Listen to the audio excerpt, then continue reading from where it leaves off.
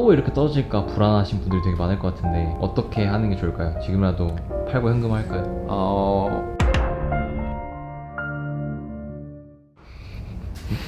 네, 안녕하세요. 안녕하세요.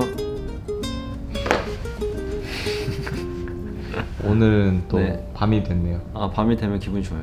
이게 제가 비밀을 안 했어요. 최근 영상들이 약간 좀 피곤해 보이시잖아요. 그래서 이제 구독자분들이 걱정을 많이 하는데 그게 낮에 찍어서 그런 것 같아요. 아니 근데 직원이 많으면 네. 그게 있어.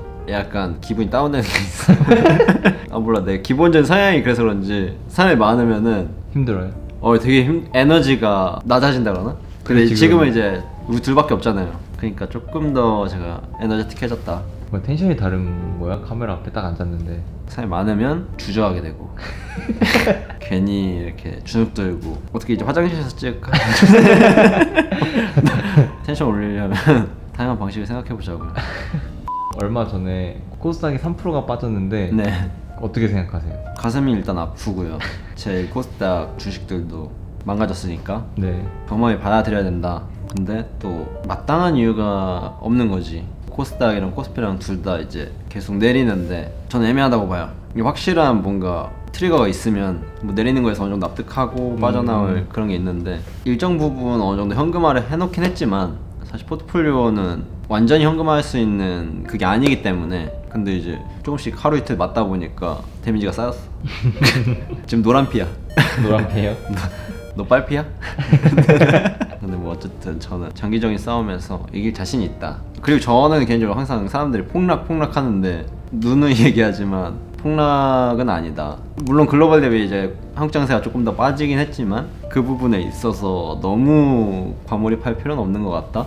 물론 이제 세부적으로 들어가면 백신 접종률이 낮다던가 혹은 뭐 이제 원화 가치가 좀 떨어져서 외국인들이 뭐 한국 주식을 많이 판다. 한국 시장에 돈이 빠져나가고 있으니까 신흥국들의 포트폴리오로 돈이 안 물린다. 이런 자잘한 이유들이 지금 시장 전반적으로 동의를 얻고 있는 것 같다. 거기서 이제 반도체, 이제 디램 가격이 떨어지다 보니까 한국 시장의 많은 영업이익을 반도체가 차지하고 있는데 그 부분에 있어서 계속 컨센이 하향되다 보니까 주도 업종이 계속 끌고 내려가는 거지 시장 전체를. 근데 이건 과거에도 굉장히 많이 있는 일이고 주도 업종들이 시장을 끌고 내려가면 이 아래 순서의 차이일 뿐이지 계속 이렇게 순매도가 일어나는 현상을 자주 보여주곤 하는데 사실 이 정도가 가장 뭐 납득할 만한 이유인 것 같다. 시장 전반적으로는 뭐 탈레반 이슈도 있고 테이퍼링 이야기도 있고 그런 이슈들이 많았는데 저는 뭐 개인적으로 이제 중국의 성장세랑 한국 시장의 주도 업종이 피크를 찍었다라는 의견이 이제 많이 동의를 얻으면서 한국 시장이 전체적으로 하향 조정되고 있는 것 같다. 그래서 그 부분에 있어서 뭐 단기적으로 오늘 끝날 거다, 오늘이 저점이다 라고 할 수는 없는 것 같고 항상 시장은 바닥을 다지더라도 오래 끌고 가는 성향이 있기 때문에 단기적으로 확 급등하는 모습보다는 추가적인 하락이 있더라도 잔잔하게 약세장을 조금 더 유지하지 않을까. 날씨가 더워질 때쯤엔 증시가 약해진다라는 말 제가 가끔씩 하잖아요. 그래서 아직 날씨가 덥다, 추워질 때쯤엔 또 좋아지지 않나. 공교롭게도 네. 코스닥이 3% 빠진 날은 네. 좀 선선했어요. 선사했어요? 네. 근데 이유 중에 하나로 꼽히는 게 네. 중국의 경제 지표가 부진하고 그 다음에 중국이 17일에 빅테크에 대한 추가 규제 방안을 발표를 했어요. 공교롭게도 이제 그러고 나서 얼마 안 있어서 코스닥이 떨어진 건데 이게 뭐 중국이 규제를 하니까 코스닥이 떨어졌다기보다는 외국에 있는 이제 큰 자본들이 중국에 있는 돈을 빼면서 손정희도 뭐 중국 이제 테크 기업들의 돈 빼겠다 네, 말을 그쵸. 했는데 그러면서 한국에 있는 돈도 막 같이 빠진 게 아닌가. 우리가 흔히 말하는 패시브 자금이라고 하는 우리가 생각하는 것보다 훨씬 더 큰 금액이죠. 거의 국민연금보다 큰 금액이라고 할 정도니까 그런 자금들이 이제 글로벌을 막 돌아다니는데 작년 요맘때겠죠. 3월부터 시작해서 증시에 돈이 막 쏟아져 들어올 때 뭐 한국, 중국 뭐 혹은 뭐 이제 브라질 이럴 때는 위험자산으로 분류되는 국가들에 돈이 더 많이 들어오는 경우가 있고 하지만 지금같이 이제 테이퍼링이 막 이야기되는 시점이라던가 그리고 중국이 성장률이 급격하게 둔화되는 이런 시점 같은 경우에는 여기서 돈이 같이 빠져나가는 그런 경우가 많다. 그럼 어떻게 보면은 너희가 이렇게 투자를 할 때 어떤 예상치 못한 일이 발생하면 좀 전문적인 투자자들은 돈을 회수하고 현금화 시키고 상황을 관찰하면서 리밸런싱 한다고 하죠. 이제 큰 패시브 자금이 중국의 규제 발표에 놀라서 약간 그렇게 리밸런싱 중이다라고 볼 수도 있겠네요. 그쵸. 규제도 규제지만 지금 중국의 지표가 빠르게 둔화되고 있다. 연초까지만 해도 굉장히 상황이 좋았었는데 지금 코로나가 더 늘어지고 유럽이랑 뭐 미국이랑 이제 서구권의 국가들이 중국을 굉장히 압박하는 상황에서 지금 지표들이 악화되고 있는데, 그래서 지금 주변에서는 경제가 성장한 게 아니라 코로나 회복에 의한 그냥 낙수 효과였을 뿐이고 이제부터는 사실상 피크아웃 아니냐라는 이야기가 좀 많은 것 같아요. 글로벌 전체로 봤을 때 철강 같은 것도 이제 그 수요가 피크아웃이다. 뭐 반도체도 피크아웃이다. 요새 그런 말이 많이 나오는 것 같아요. 뭐 그렇게 생각할 수도 있다라고 보여지는데, 앞으로의 각 국가들의 투자 계획을 점쳐본다라고 하고, 저는 개인적으로는 코로나가 끝나면 더 많은 투자가 일어날 것이고 글로벌 곳곳에 그로 인해서 또 다른 이제 새로운 동력을 찾게 될 거다라고 개인적으로 보고 있거든요. 그러니까 아직 피크아웃은 아니다. 뭐 내 개인적으로 여기서 이제 투자량은 사실 조금 다른 이야기가 될 수 있는 것 같아요.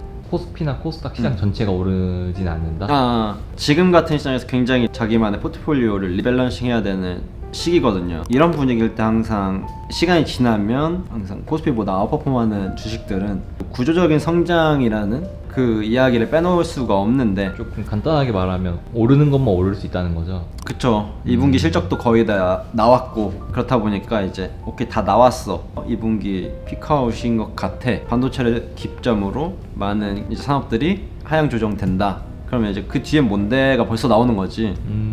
그 뒤에를 이제 벌써 지금 들어가야 된다. 그런데 포인트를 두는 게 맞지 않나. 그러면 코스닥이 마이너스 3%를 찍었지만 네. 그날에도 안 떨어진 혹은 심지어 오른 코스닥 종목들이 있을 거 아니에요. 근데 저도 몇 가지를 봤는데 이제 그런 것들 중에서 뭐 테마성이 있는 것들을 빼고 나면 이거는 투자자들이 안전하다고 생각하는 혹은 가치가 있다고 생각하는 주식이 아닌가 라는 생각이 전 들었는데 이런 관점도 괜찮을까요? 사실 제 경험에서 의하면 사실 그게 맞다.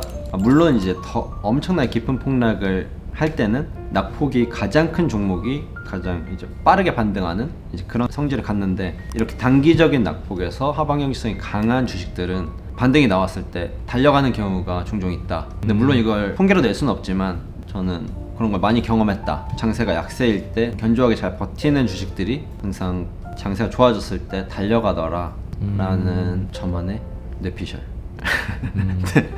그럼 마지막으로 네. 이번에 떨어진 거에 대해서 오늘 어느 정도 회복은 했지만 그래도 3%가 떨어진 건 그래도 코로나 이후에 어떻게 보면 가장 크게 떨어진 것 중에 하나잖아요. 네. 또 이렇게 떨어질까 불안하신 분들이 되게 많을 것 같은데 어떻게 하는 게 좋을까요? 지금이라도 팔고 현금화할까요?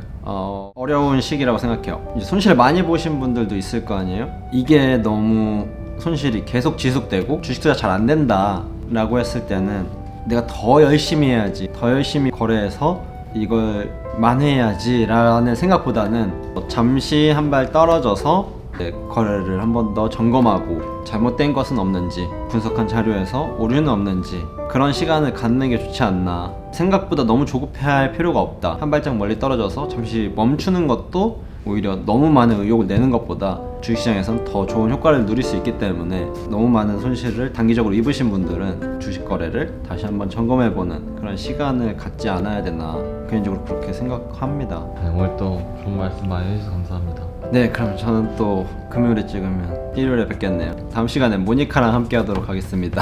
안녕.